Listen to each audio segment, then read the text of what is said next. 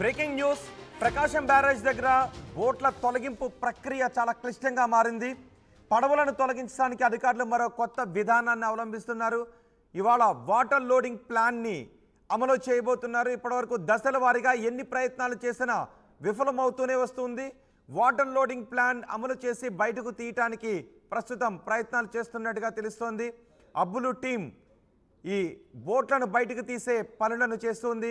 రెండింటిని పూర్తిగా నీటితో నింపి పడవలకు లాక్ చేస్తారు. నదిలో చిక్కుకున్న పడవ మునిగిపోవడంతో రెస్క్యూకే ఆటంకం కలుగుతుందని చెప్తున్నారు. లాగే కొద్దీ రోప్ క్రేన్పై భారం పెరుగుతోంది. బ్యారేజ్ దగ్గర నుంచి 10 అడుగులు ముందుకు తీసుకొచ్చారు రెస్క్యూ టీం. అయితే అండర్ వాటర్ ఆపరేషన్ ఇంకా పూర్తి కాలేదు. నీటిలో ఒత్తిడి ఎక్కువగా ఉండడంతో బోటును పూర్తిగా కట్ చేయలేకపోతోంది డైవింగ్ టీం. ప్రవాహ ఉధృతితో డైవర్లకు ఇబ్బంది కలుగుతోందని చెప్తున్నారు. కట్ చేసిన రంధ్రాల నుంచి పడవలోకి నీరు పంపిస్తారు. కటింగ్ ప్రక్రియను ప్రస్తుతానికి నిలిపివేసినట్టుగా తెలుస్తోంది. బోట్లను బయటికి తీసే ప్రక్రియ అక్కడ ఎలా కొనసాగుతుందో మా ప్రతినిధి రాజేష్ అందిస్తారు. ప్రకాశం బ్యారేజ్ వద్ద చిక్కుకున్నటువంటి బోట్లను బయటకు తీసుకురావడానికి ఇప్పటివరకు 3 రకాల పద్ధతులను అవలంబించారు. ఈ 3 రకాల పద్ధతుల్లో బోట్లు బయటికి రాకపోవడంతో ఇప్పుడు కొత్త 4వ రకం విధానాన్ని అమలు చేయబోతున్నారు. ఇరిగేషన్ అధికారులు బెకం సంస్థ 4వ రకం పద్ధతిని ఉపయోగించబోతుంది. దానికి సంబంధించినటువంటి పనులు ప్రస్తుతం చేస్తూ ఉన్నారు. ఆ 4వ రకం సంబంధించినటువంటి వాటర్ లోడింగ్ అనే విధానాన్ని అవలంబిస్తున్నారు. ఇక్కడ మనకు కనబడుతున్న ఈ బోట్లన్నీ కూడా మనకు కనబడుతున్న 2 బోట్లు అక్కడ ప్రకాశం బ్యారేజ్ వద్ద ఏవైతే ఇరుక్కుపోయాయి అలాంటి బోట్లు ఇవి. ఇలాంటి బోట్లు అక్కడ ఇరుక్కుపోయాయి. ఇప్పుడు అలాంటి బోట్ల సాయంతోనే వాటిని బయటికి తీసుకురావడానికి 4వ రకం పద్ధతి వాటర్ లోడింగ్ అనే పద్ధతిని అవలంబిస్తున్నారు. ప్రస్తుతం మనం చూస్తున్నటువంటి ఈ 2 బోట్లని జాయింట్ చేస్తున్నారు. పెద్ద పెద్ద ఐరన్ రాడ్లతో జాయింట్ చేస్తున్నటువంటి దృశ్యాలు మనం చూస్తున్నాం. రెండింటిని కూడా జాయింట్ చేసిన తర్వాత ఈ 2 బోట్లను కూడా ప్రకాశం బ్యారేజ్ వద్దకు తీసుకువెళ్తారు. ఒకసారి మనం చూస్తే కనుక ఆల్రెడీ ఒక పెద్ద రాడ్ని జాయింట్ చేసి 2 బోట్లను కలుపుతూ ఐరన్ రాడ్తో జాయింట్ చేశారు. అటువైపును కూడా సమాంతరంగా ఇంకొక రాడ్ని పెద్ద ఐరన్ రాడ్ని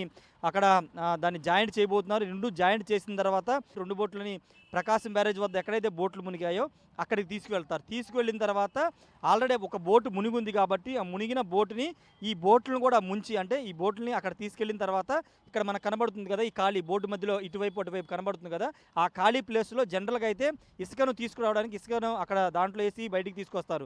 దానికోసం ఈ బోట్లు ఉపయోగిస్తారు. ఇప్పుడు ఆ ప్లేస్లో వాటర్ మొత్తం నింపబోతున్నారు.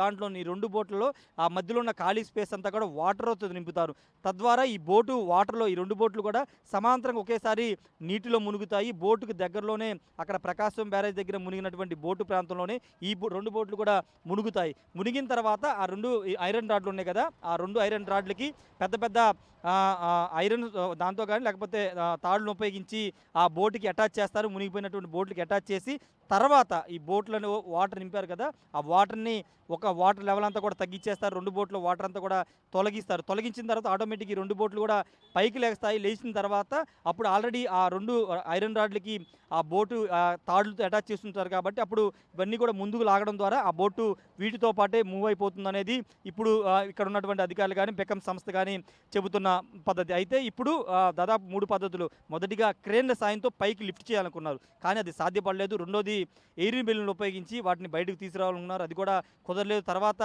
అబ్బుల్ టీమును తీసుకొచ్చారు కాకినాడ నుంచి. వాళ్ళు కూడా విశ్వ ప్రయత్నాలు చేశారు.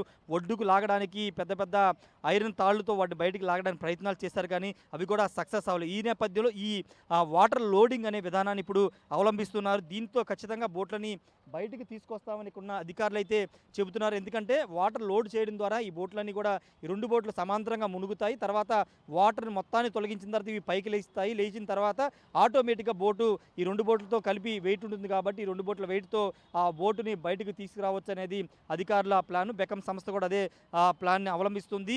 అయితే ఎంత మేరకు రేపు 11 గంటలకల్లా ఖచ్చితంగా ఒక బోటుని బయటకు తీసుకొస్తామని చెబుతున్నారు కానీ ఎంతవరకు సక్సెస్ అవుతుందో చూడాల్సిన అవసరం కనబడుతుంది. ఇప్పుడు మనకు కనబడుతుంది ఈ బోట్లతో పాటు అటు ఒకసారి మీకు ఇంకా 5-6 బోట్లు పెద్ద పెద్ద ఇలాంటి బోట్లని తీసుకొచ్చారు. వాటిని కూడా ఉపయోగించుకుని మిగతా బోట్లను కూడా బయటకు తీసుకొస్తామని కూడా ఇక్కడ ఉన్నటువంటి బెకం సంస్థ వాళ్ళు అదేవిధంగా ఇరిగేషన్ అధికారులు కూడా చెబుతున్నారు. ఇవన్నీ కూడా మనకి కనబడుతున్న బోట్లన్నీ కూడా ఇసుకను ప్రకాశం బ్యారేజీలో కృష్ణానది మధ్యలోకి వెళ్ళి ఇసుకను డ్రెడ్జింగ్ చేసుకొచ్చాయి.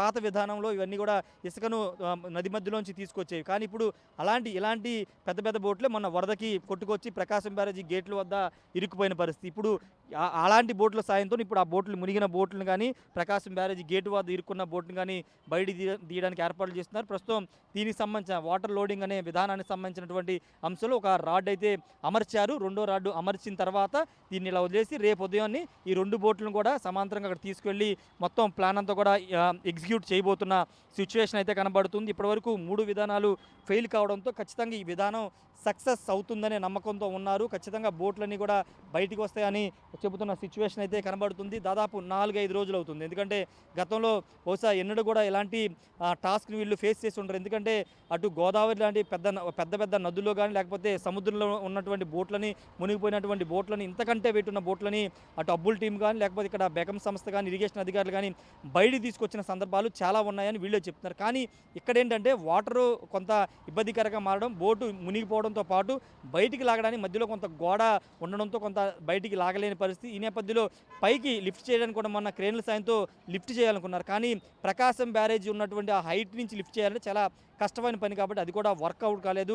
రెండోది ఎయిర్ బెలూన్లు ఉపయోగించి తీయాలన్నారు. కానీ అది కూడా ఇక్కడ ఉన్నటువంటి నీటి ప్రవాహం వల్ల అది కూడా సాధ్యం కాలేదు. ఈ నేపథ్యంలో వాటర్ లోడింగ్ అనే విధానాన్ని తీసుకొచ్చి దాని ద్వారా బోట్లను బయటికి తీసుకురావాలనుకుంటున్నారు. చూడాలి మరి ఇది కొత్త విధానం, మరి మొదటిసారికి ఇక్కడ అవలంబిస్తున్నట్టున్నారు. గతంలో ఎక్కడ కూడా అవలంబించినట్లు లేదని అధికారులు చెప్తున్నారు. కొత్త విధానాన్ని తీసుకొస్తున్నారు. మరి దీని ద్వారా ఎంతవరకు ఈ బోట్లు బయటకు వస్తాయి చూడాల్సిన అవసరం కనబడుతుంది. వీళ్ళు చెప్తుంది ఏంటంటే ఒక బోటు మునిగిపోయినటువంటి ఆ బోటుని ఆల్రెడీ ఒక 10 మీటర్ల ముందుకి మూవ్ అయిందని చెప్తున్నారు. కాబట్టి ఆ ఒక బోటుని కనుక బయటికి తీస్తే ఆటోమేటిక్గా రెండో బోటు ఆల్రెడీ అది ఒడ్డు పైన ఉంది, కొంత ముందుకు మూవ్ చేసి నార్మల్ పొజిషన్ తీసుకొస్తే ఆటోమేటిక్గా అది కూడా వస్తుంది. వాటి కింద ఉన్నటువంటి చిన్న బోట్లు తర్వాత ఈజీగా వచ్చేస్తాయని వీళ్ళు చెప్తున్నారు.